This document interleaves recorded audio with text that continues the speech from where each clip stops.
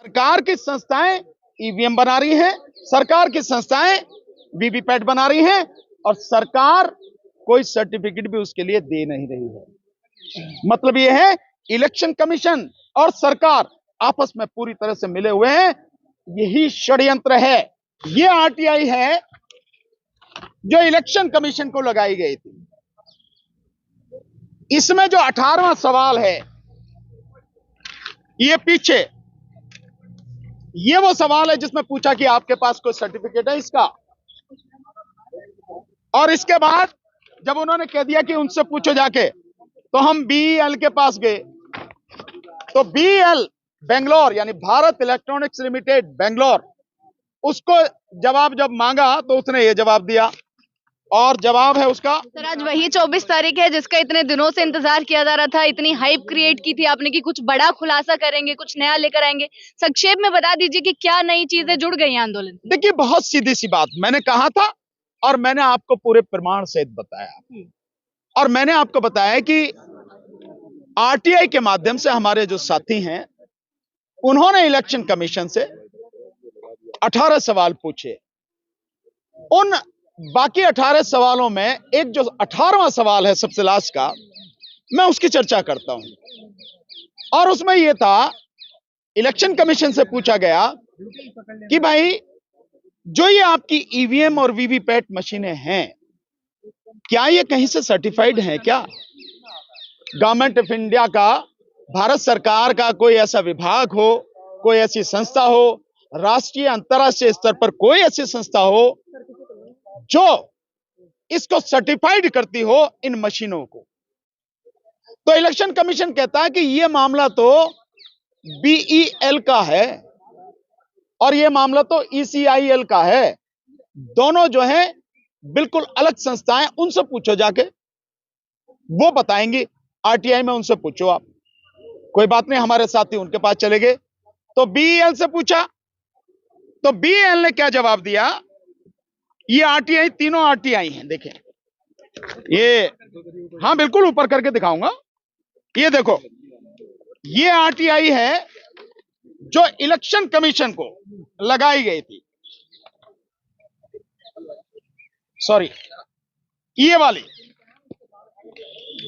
ये आरटीआई है जो इलेक्शन कमीशन को लगाई गई थी। इसमें जो 18वां सवाल है, ये पीछे ये वो सवाल है जिसमें पूछा कि आपके पास कोई सर्टिफिकेट है इसका। और इसके बाद जब उन्होंने कह दिया कि उनसे पूछो जाके, तो हम बीईएल के पास गए। तो बीईएल बेंगलोर यानी भारत इलेक्ट्रॉनिक्स लिमिटेड बेंगलोर, उसको जवाब जब मांगा तो उसने ये जवाब दिया और जवाब है उसका इस पेज पर, 18वां सबसे नीचे। वो क्या कहता है? वो कहता है कि भाई हम तो केवल मशीनें बनाते हैं, ईवीएम और वीवीपैट, और वो भी जो इलेक्शन कमीशन की स्पेसिफिकेशन आती है उसकी टेक्निकल एक्सपर्ट कमेटी से, जो वो कहती है हम तो उसको बनाते हैं और वही आके उसका इंस्पेक्शन करती हैं। हमारा तो इतना ही काम है। उसने नहीं बताया कि कोई सर्टिफिकेट है या नहीं है। अब तीसरी ये बात लगाई गई, हमने जो आरटीआई लगाई तो हमने लगाई ईसीआईएल के पास। ईसीआईएल की ये है जो आरटीआई है, ईसीआईएल की।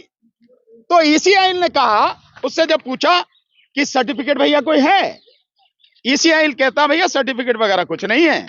वो सीधे सीधे कहता है कि भाई third party inspection is done by STQC, government of India. ये तीसरी पार्टी केवल इंस्पेक्शन करती है, वो आके जो एसटीक्यूसी है संस्था भारत सरकार की, ये इंस्पेक्शन करती है, बस। उसने नहीं कहा कि ये सर्टिफिकेट देती है।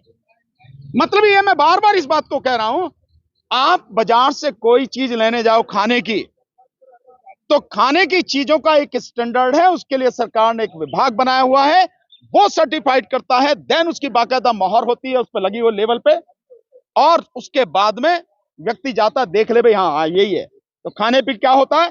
FSSAI।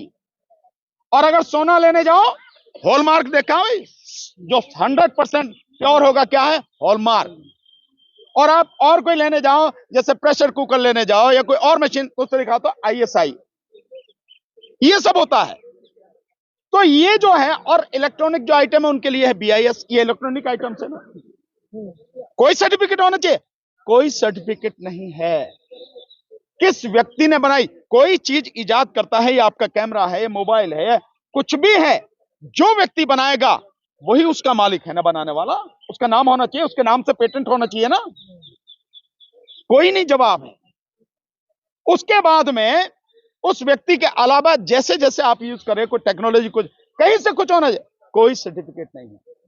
140 करोड़ भारत के नागरिकों के साथ ये बहुत बड़ा धोखा उनकी पीठ में छुरा फूंका जा रहा है कि जो आप जिससे कर रहे हैं, कोई उसका डॉक्यूमेंट आपके पास नहीं है।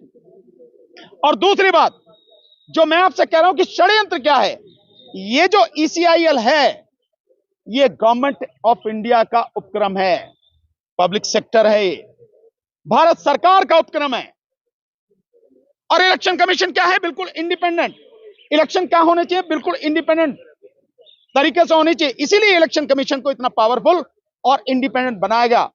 अनुच्छेद 224 के तहत उसको जो अधिकार दिए गए, वो इसीलिए दिए गए हैं कि कहीं कोई भी किसी तरह का, क्योंकि जो सरकार है, सरकार के पास ताकत, और सरकार में, सरकार का अगर कहीं उसमें इंटरफेरेंस रहेगा तो सरकार अपने हिसाब से सारा काम करेगी। यहां तो ये सारी जो मशीनें बनाई जा रही हैं, किसके माध्यम से बनाई जा रही हैं, सरकारी के माध्यम से, सरकार की संस्था है। और दूसरी BEL, वो मिनिस्ट्री ऑफ डिफेंस के अंडर में आती है, मिनिस्ट्री ऑफ डिफेंस के अंडर में आती है, वो काम कर रही है। तो सरकार की संस्थाएं EVM बना रही हैं, सरकार की संस्थाएं VVPAT बना रही हैं, और सरकार कोई सर्टिफिकेट भी उसके लिए दे नहीं रही है। मतलब यह है, इलेक्शन कमीशन और सरकार आपस में पूरी तरह से मिले हुए हैं। यही षड्यंत्र है कि दोनों मिलके, आप अलग नहीं कर सकते कि इलेक्शन कमीशन क्या है और सरकार क्या है, दोनों आपस में मिले हुए हैं, और ये सब मिलके ये सारा का सारा खेल लगातार कर रहे हैं। इसीलिए इलेक्शन कमीशन चारों तरफ भाग रहा, वो मशीनें लेके दिखाने के लिए। हमने जब उसका प्रदर्शन किया उसके बाद में, अन्यथा इलेक्शन कमीशन की ड्यूटी है कि वो फ्री, फेयर एंड ट्रांसपेरेंट चुनाव कराए। बैलेट पेपर को बनने में कितने दिन लगते हैं, बैलेट पेपर मात्र 8 दिनों में छप जाता है, मात्र 8 दिनों में।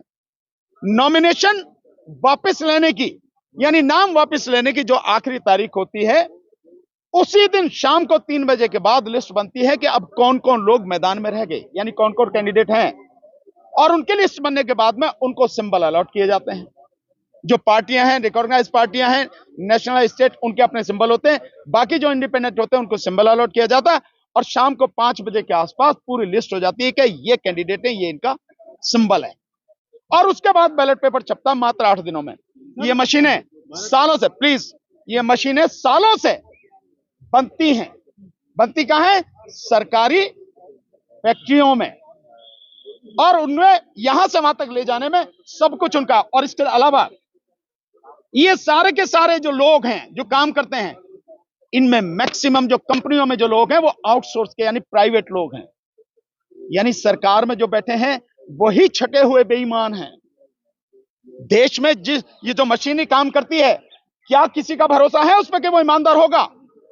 इतने बड़े भ्रष्टाचारी हैं, अपनी नौकरी बचाने के लिए देश की जनता की गर्दन काटने में जरा सी देर नहीं लगाते। तो प्राइवेट कैसे आप उन पर विश्वास कर लेंगे? प्राइवेट कैसे वफादार हो पाएगा? और जबकि इलेक्शन का प्रोसेस पूरी तरह से इंडिपेंडेंट, पूरी तरह से निष्पक्ष होना चाहिए। यह है सारा घालमेल घपला, यह षड्यंत्र है। इसीलिए ईवीएम नहीं हटाना चाहते। सर, आपकी लड़ाई में विपक्षी पार्टियों की कोई सहभागिता है? देखिए, विपक्षी पार्टियां आज नहीं तो कल उन्हें साथ में आना ही पड़ेगा। हालांकि यह सवाल आप उनसे पूछते, पर विपक्षी पार्टियों को आना ही पड़ेगा, क्योंकि लड़ाई सबकी है। और विपक्षी पार्टियां अगर नहीं आएंगी तो देश की जनता माफ उन्हें भी नहीं करेगी। क्योंकि अगर देश बर्बाद होता है और यह चुनाव ईवीएम से होता है, तो इसमें विपक्ष भी उतनी ही भागीदार होगी जितनी बीजेपी या सरकार है। इसलिए विपक्ष को आना ही पड़ेगा। आपने 25 फरवरी को पीएमओ को घेराव का भी ऐलान कर दिया है, 2 तारीखों का ऐलान किया है। हाँ बिल्कुल, नहीं जब लड़ना ही है तो फिर उसी से लड़ना है जिसके सामने सारी चीजें हो रही हैं, जिसकी वजह से सब कुछ हो रही है। तो इसीलिए हमने 25 फरवरी की जो हमने डेट निश्चित की है, वो 25 फरवरी को हम लोग मंडी हाउस पर इकट्ठा होंगे और वहां से सारे देश के लोग यहां इकट्ठा होंगे और प्राइम मिनिस्टर ऑफिस का घेराव करने चलेंगे और उसके बाद राष्ट्रपति को ज्ञापन देंगे। ये हमने डेट तय की है 25